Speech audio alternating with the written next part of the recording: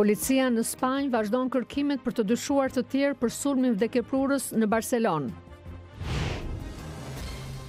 Në Irak fillon një operacion për rimarrjen e kontrollit të qytetit Tal Afar nga ISIS-i. Ndahet nga jeta Dick Gregory, njeriu që përdori humorin për të dhënë mesazhin për drejtësi sociale.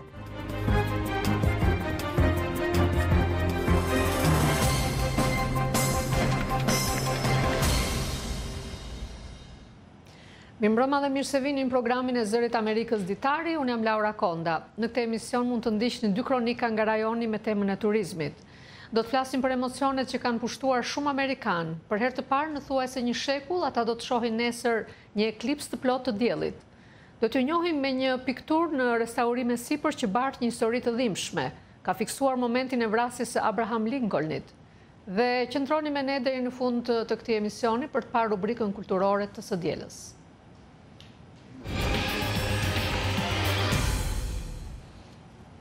Në Spanjë, kërkimi për shoferin në një furgoni që u përplas me një turm në Barcelonë javën e kaluar është përqendruar tani në qytetet verilindore të Ripolit dhe Manleut.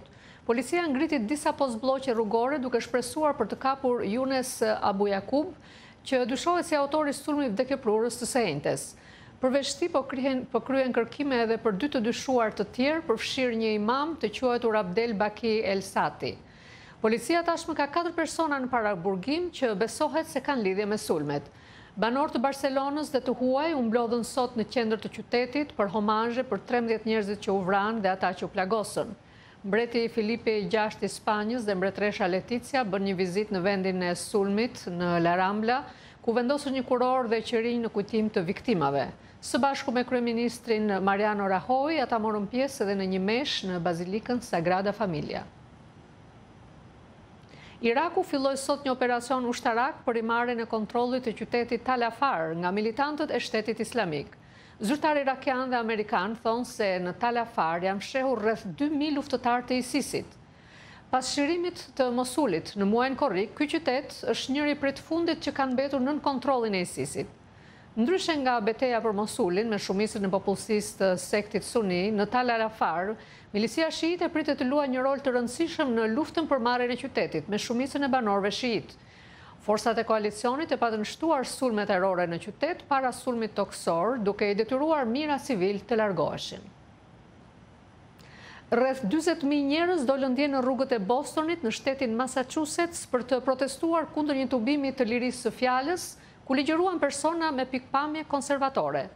Zyrtarët e qytetit druheshin se 2 tubimet rivale do të bëheshin të dhunshme, siç ndodhi fundjavën e kaluar në Charlottesville. Korrespondentja e Zërit Amerikës Caroline Presuti ishte në Boston për të pasqyruar zhvillimet e atjeshme.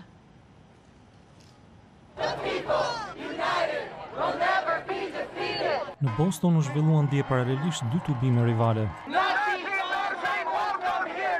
Në njërin anë, një turmë e madhe liberalësh në mbështetje të diversitetit dhe duke denoncuar me zemërim gjithçka tjetër. Ka janë dera fashist që nuk duhet të ndodhen në komunitetet tona. Kanë dalë sot u them nazistëve të kthehen mbrapsht në vrimat nga kanë dalë. Këta qindra kundër protestues janë nga grupime të ndryshme, por mbështesin kryesisht të njëjtat ide. Momentalisht policia nuk është e shqetësuar për ta, po për momentin kur do të mbërrijnë në destinacionin ku do të përballen me njerëzit me pikpamje të kundërta. Por ajo çfarë pan kur mbërritën përpara bashkisë së Bostonit ishin vetëm rreth 30 folës të djathtë të mbledhur për atë që e quajnë një tubim të fjalës së lirë. Ata e mohojnë se janë neonazistë, të Ku Klux Klanit apo supremacistë të bardhë dhe thonë se organizuan tubimin për të mbrojtur kushtetutën. Kundër protestuesit nuk dëgjuan megjithatë asnjë prej fjalimeve të tyre. Policia i mbati grupe të veçuara nga njëri tjetri. Andrew, i cili thotë se është libertarian, erdhi për të mbështetur grupimin konservator, por thotë se nuk mundi të arrijë pranë podiumit. Ai fajson policinë që ngriti barriera duke cënuar kështu lirinë e fjalës. Duket sikur dëshironin një spektakël gjatë të cilit një turm njerëzish u bërtasin një grupi të vogël, në vend që të lejonin njerëzit që i mbështesin të shkonin pranë tyre. Ndërsa përfundoi tubimi i fjalës së lirë, policia e Bostonit shoqëroi me masa sigurie konservatorët e pakt përmes turmës jo miqësore shumë të madhe. Megjithatë pati disa përplasje të tensionuara, ndërsa kundër protestuesit u konfrontuan me personat që patën dalë për të mbështetur tubimin e fjalës së lirë. You piece of garbage! Your rhetoric is hurtful to millions!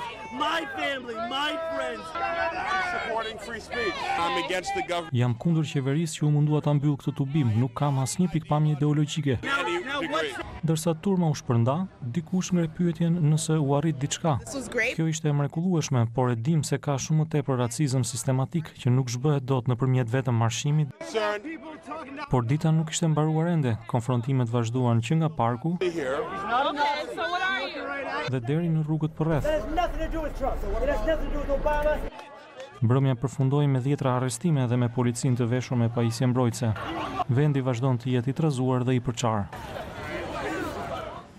Në Washington është ndarë nga jeta Dick Gregory, njeriu që në vitet 1960 ka përseu barrierat racore dhe përdori humorin për të dhënë mesazhin për drejtësi sociale. Ai ishte 84 vjeç. I biri njoftoi se Gregory vdiq mbrëm në një spital të Washingtonit, ku po qëndronte i sëmur prej një jave. Ai ishte një prej komedianëve të parë me ngjyrë që arriti sukses në mesin e publikut të bardhë në fillim të viteve 1960. Ai arriti të bëhej nga një djalë i varfër nga St. Louis në një aktor satirik me famë që fliste para publikut për ndarjet racore në prag të lëvizjes për të drejtat civile. Gregory u përpoq të hynte në politikë në vitet 60, në vitin 1966, ai kandidoi për postin e kryetarit të Bashkisë së Chicagos, por humbi në zgjedhje. Në vitin 1968, ai ishte kandidati i Partisë për Paqe dhe Liri në zgjedhjet presidenciale. Si një admirues i Gandhit dhe Martin Luther Kingut, Dick Gregory ishte udhëtari i lëvizjes për të drejtat e njerëzit në mënyrë paqësore.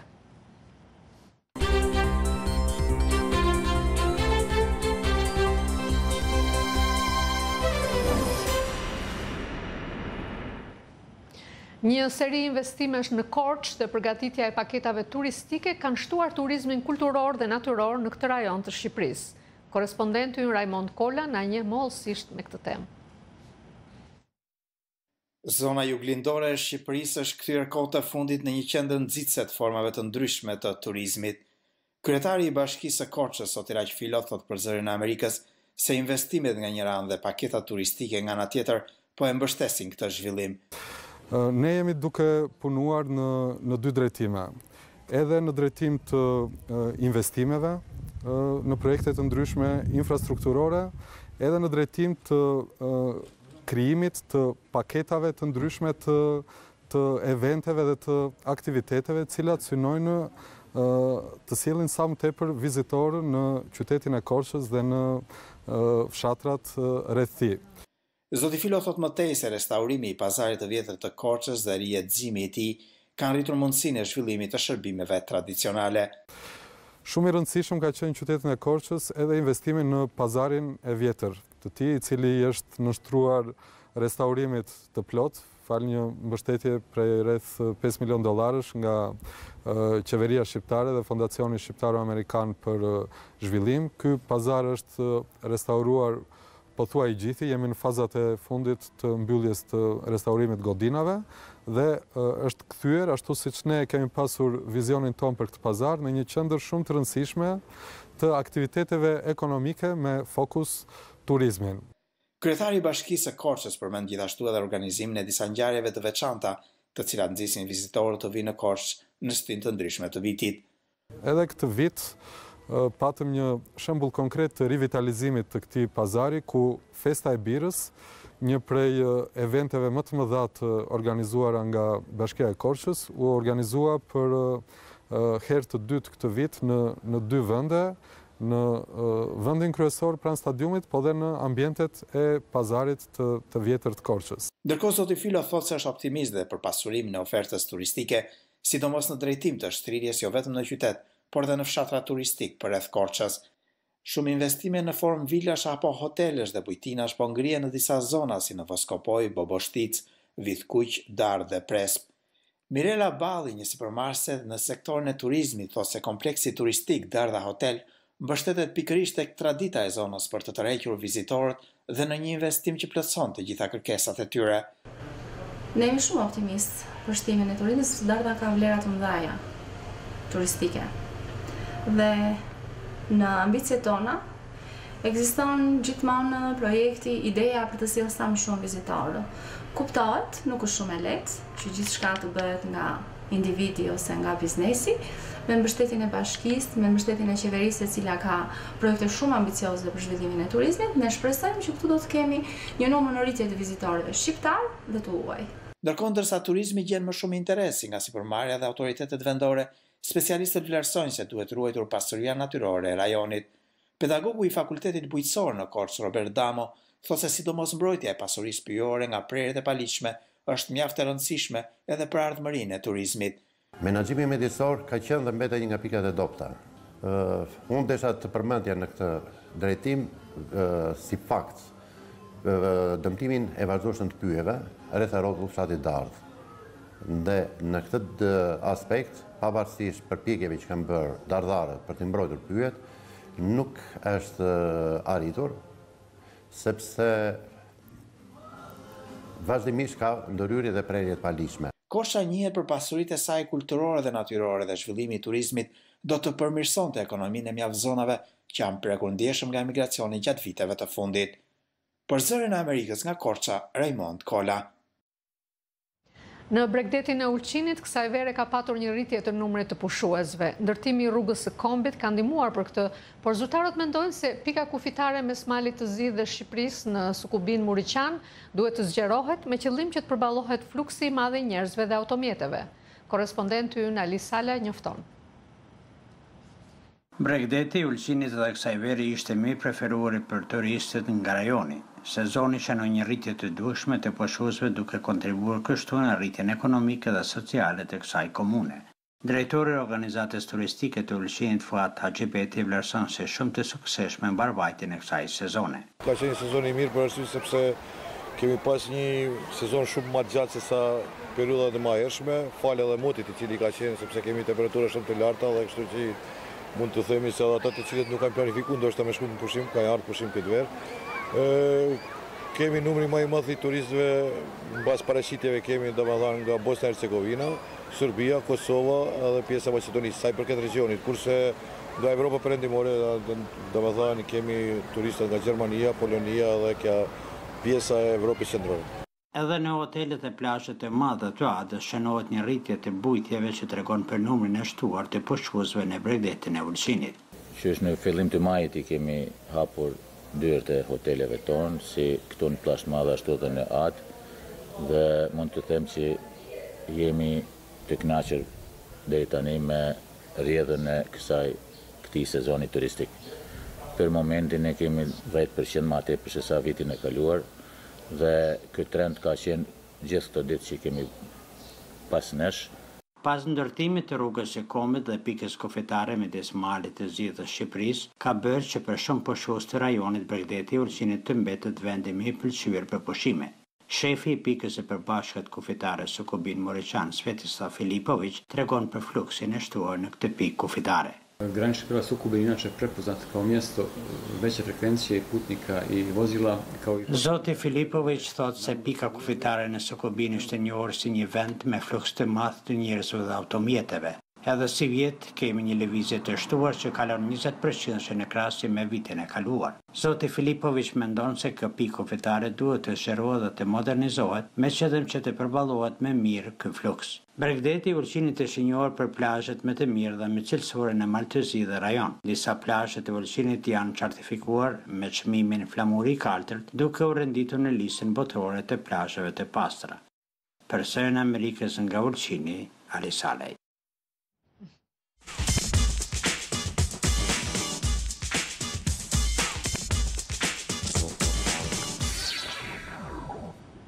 Një ndërtesë e re $1 miliard po e çon qytetin e San Franciscos në lartësi të reja. Ndryshe nga ato të New Yorkut dhe Chicagos, qiellgërvishtësja e re, 326 metra e lartë, është një ndërtesë gjigande në qytetin e bregut lindor amerikan. Ta shohim. Kulla e re Salesforce në San Francisco ka ndryshuar të shmo horizontin ikon të qytetit, duke u ngritur mbi qiellgërvishtëset e vjetra kullën Coit dhe piramidën Transamerika.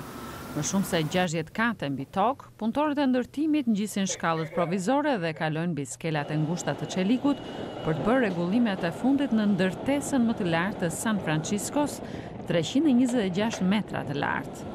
Miriam Link është menaxhere projekti me kompaninë Boston Properties. It's a very tall building.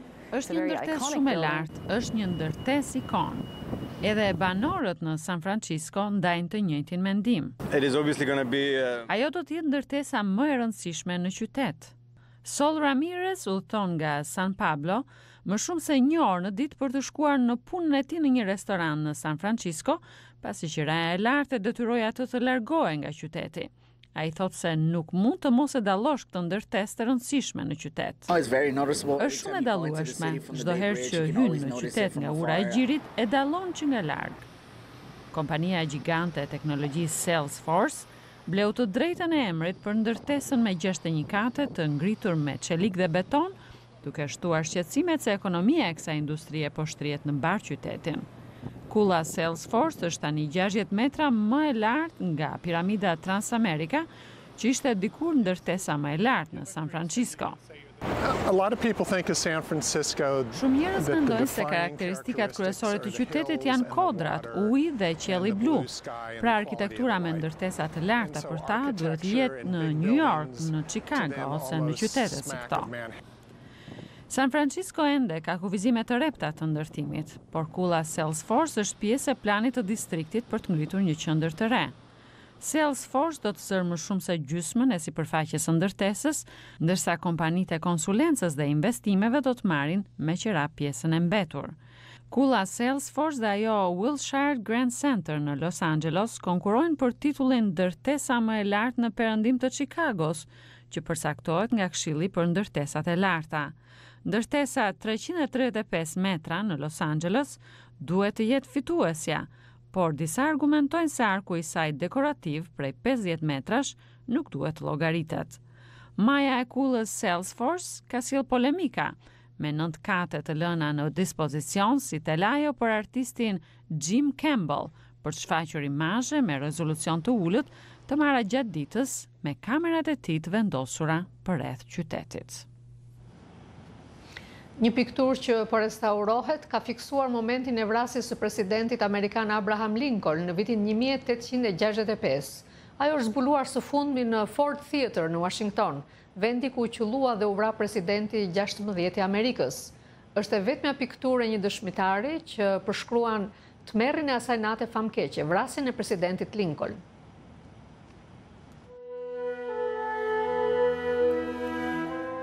Presidenti Abraham Lincoln u qellua teksa ai dhe bashkëshortja Mary po shikonin një shfaqje teatrale në Ford Theater në Washington.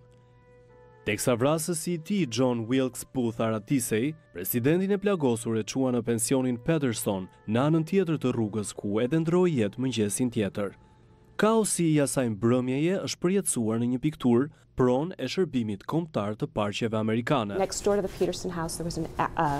Ngjitur me pensionin Patterson jetonte një artist që ishte në balkon duke skicuar parakalimin e organizuar atë natë për të festuar fundin e luftës civile. Piktori e kuptoi se ishte dëshmitar i një momenti historik kur pa presidentin që po e merrnin të plagosur nga rruga. Si fillim, ai e skicoi pamjen dhe më vonë e hodhi atë me ngjyra në telajo. Mbartja e Lincolnit nga duart të ngrota është vepër e artistit gjerman Karl Börsch. Pas restaurimeve të njëpasnjëshme, piktura kishte nevojë për riparime rrënjësore. Me këtë rast, shërbimi i parqeve kombëtare i kërkoi restauratorit David Olin të punonte me pikturën. Në më shumë se 30 vjet që kam punuar si restaurator, nuk kam parë një pasqyrim të asaj çka ndodhi në Ford Theater, të fiksoj vrasjen e Lincolnit, prandaj për mua kjo pikturë është unike. So to me it's a very unique painting. Olinit dhe ekipit të tij I janë dashur 6 muaj për të restauruar veprën. So the first phase I referred to was cleaning, removing them. Tani jemi në fazën e pastrimit, po heqim shtresat e fundit. Faza e dytë është ajo e riparimit strukturor. Pikturojmë pjesët e dëmtuara me bojra dhe pigmente të cilët I rezistojnë kohës dhe janë plotësisht të kthyeshme. Ideja është që sapo piktura të jetë pastruar dhe stabilizuar, të rikthejmë qëllimet që kishte artisti. The artist's intent. Me pikturën punoi edhe Tamara Luzeki. We've removed everything that's been Kemi rregulluar pjesët e dëmtuara në këto 100 vitet e fundit dhe tani mund ta shohim pikturën në versionin më afër originalit, në vend të veprës së shpërfytyruar që kemi parë për një kohë të gjatë. The mask that we've been looking at for a long time. I hope that when visitors see this painting, they Shpresoj që kur vizitorët të shikojnë pikturën, të mendojnë për atë çka ndodhi atë natë në Ford Theater. Ishte një moment historik, hera e parë që një president amerikan vritej. Pas një dorëzimi paqësor të pushtetit, kjo ishte një ngjarje trisht. Duket se artisti e ka përjetuar thellë brenda vetes, është e qartë edhe sot që shohim veprën. clearly felt by the artist who painted this painting, and it still is tangible. Piktura aktualisht ndodhet në Ford Theater, fare pranë vendit ku qëllua presidenti Lincoln. Një dëshmi prekse e një prej momenteve më të errta të historisë amerikane.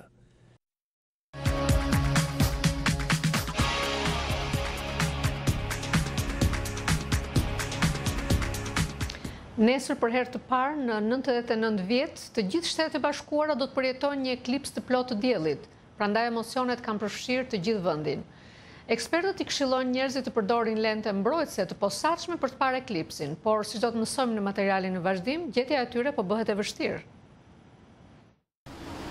Pas pritjes në trafik pranë fabrikës së birës Lagunitas me orë të tëra, Sera McKnight u zhgënjye.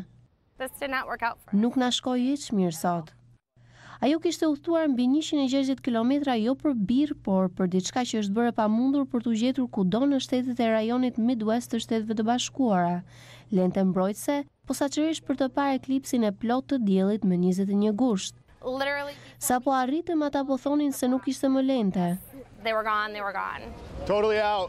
The hottest thing out there right now is this cheap little piece of cardboard with Gjëja më e kërkuar tani është një copë kartoni me lente shumë specifike që ju lejojnë të shikoni diellin gjatë eklipsit. Absolutely nothing other than the sun. Sarah Cole është nënkryetare e Adler Planetarium të Chicagos, që sponsorizoi aktivitetin ku lentet jepeshin falas në Lagunitas Brewery. Ishte planifikuar që në 12:30 të fillonte shpërndarja e 1000 lenteve. Por njerëzit filluan të vjeshin në radhë në orën 4 të mëngjesit dhe për shkak të kërkesës së madhe, dhënia lenteve filloi më herët, prandaj shumë njerëz përfunduan dorëbosh. Kërkesa është jashtëzakonisht e lartë. Kemi bërë përpjekje të mëdha për të provuar të japim sa më shumë prej tyre që të jetë mundur. Dhe mendoj se ne nuk mund të kishim parashikuar disa nga sfidat që erdhen me përpjekjet për t'ju përgjigjur kërkesës. Kjo ishte hera e fundit që Adler Planetarium jepte lente falas para eklipsit së 21 gushtit. Zonja Cole thotë se janë shpërndarë mbi 250.000 lente diellore. Menduam se 1/3 milioni do të mjaftonte, duke patur parasysh se njerëzit do të kishin mënyra të tjera për t'i siguruar ato. Kërkesa ka krijuar një treg fidimprurës në internet për lente speciale, një nga mënyrat e vetme të tjera përveç dhënies falas nga Adler Planetarium. Nuk ka më lente në përdyqane dhe tani nuk ka shumë mundësi për t'i siguruar. Megjithatë, ato janë të nevojshme për të parë eklipsin. Është shumë e rëndësishme që njerëzit të mos shohin drejt diellit pa këtë lloj mbrojtjeje. Kjo do të thotë se nëse Sera McKnight nuk i gjen dot para eklipsit, ajo dhe djemtë e saj do të humbasin një mundësi që vjen një herë në jetë. Duket sikur po kërkojmë për një biletë të artë. Kudo janë shitur, njerëzit thonë, s'ka më, por duhet të kenë mbetur një palë lente për ne, apo jo? Diku mund të i gjejmë, besoj. Adler Planetarium ka edhe disa të tjera, posaçërisht për t'i dhënë gjatë aktivitetit të organizuar atje për të parë eklipsin diellor.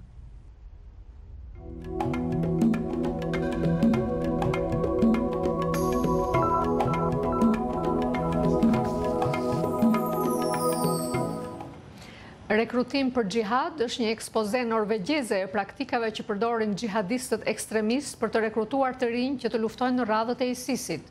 Gjatë xhirimeve, Adel Khan Farukut, njëri prej kinezëve të filmit, ju dha një qasje pa kufizim në rrjetet e radikalizuara islamike në Europë. Ai dhe partneri i tij folën me korrespondenten e Zërit Amerikës, Penelope Pulu. My name is Adel Khan Faruk. I'm making a documentary about Norwegian Islamists. Ndërsa bënte xhirimet e dokumentarit të tij Rekrutim për xhihad, Adel Faruk siguroi qasje në një komunitet radikalizuar islamik në gjithë Evropën përmes islamikut Ubaidullah Hussein. Everyone can hear me, inshallah? A më dëgjoni, këto ditë nëse jetoni në Danimark, Suedi, Norvegji, Britani, duhet të mbrojmë islamin deri në vdekje. With all life and death. Kinasti Faruk donte të kuptonte se çfarë motivon radikalizimin e njerëzve si Ubaidullahu. It's not only in Norway, it's in Sweden as well, Denmark. Nuk bëhet fjalë vetëm për Norvegjin, por për Suedin, Danimarkën, Britanin, Francën dhe Belgjikën. Gjithmonë gjen një grup të vogël njerëzish që nuk përshtaten as si musliman. Janë të veçuar, mund të kenë vështirësi në familje, mund të kenë vështirësi të gjejnë punë, thot ai. Hard time finding work. My name is Ubaidullah Hussein and I am spokesman for the group Prophet's Ummah, Prophet's Ummah in Doja të kuptoja se pse ajo shndrua dhe përqafoi ekstremizmin, sepse disa aspekte të tij ishin krejtësisht normale. Ai kishte qenë arbitër futbolli, ishte fëmijë i zgjuar, ishte nxënës i mirë, thot regjizori Faruk. Gjatë një takimi të mbajtur në fshehtësi me ekstremistin islamik britanik Anjem Gjudari, Faruk filmoi pamje rrënqese që tregojnë se si përhapet ideologjia radikale. Jemi në kontakt me ta në Norvegji, por situata aty është ndryshe. Do t'i sjellim këtë ide në Norvegji. Në vitin 2015, ekstremistët islamik ndërmorën një sër sulmesh në Paris, në fillim kundër revistës satirike franceze Charlie Hebdo dhe pas disa muajsh në një sallë koncerti dhe stadium futbolli, ku humbën jetën 130 vetë dhe u plagosën 368 të tjerë. Faruk thot se Ubaidullah Husseini I tha në kamera se nuk I njeh autorët e sulmeve në Paris, por njeh persona që I njohin ata. Këto grupe janë të vogla, por kanë forcë sepse punojnë së bashku. Ata vizitojnë njëri tjetrin, kanë disa të ashtu quajtura seanca ku bëjnë disa lloj seminaresh.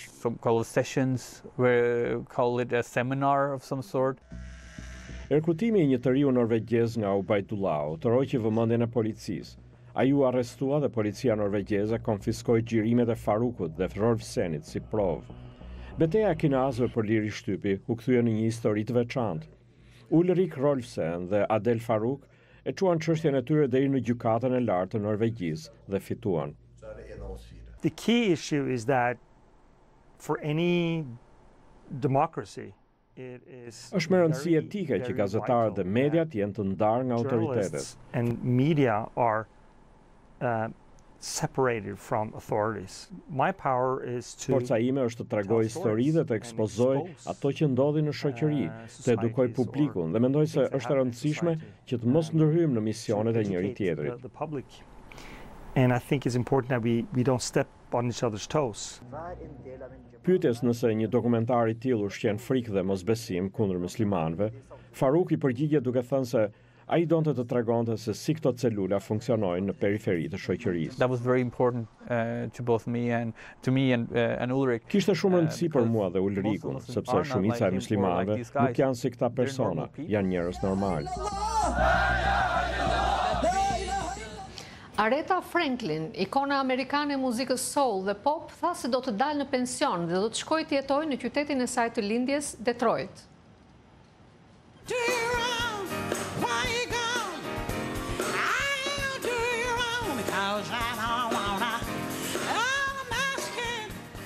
Artistja 75 vjeçare tha se ka në plan të hap një klub nate në Detroit, të cilin do ta quaj Aretas, ku ajo ka në plan të këndojë her pas here. Aretha Franklin, e njohur si mbretëresha e muzikës soul, ka marrë 18 çmime Grammy në karrierën e saj 57 vjeçare. Ajo është një nga artistët që mbajnë rekord për shitjen e diskeve. Në vitin 1987, Aretha u bë artistja e parë grua që hyri në hallin e famës të rock and rollit. Ajo është e para në listën e 100 këngëtarëve më të mëdhenj të botës, të gjitha kohërave. Dhe këtu po ndahemi duke uruar natën e mirë.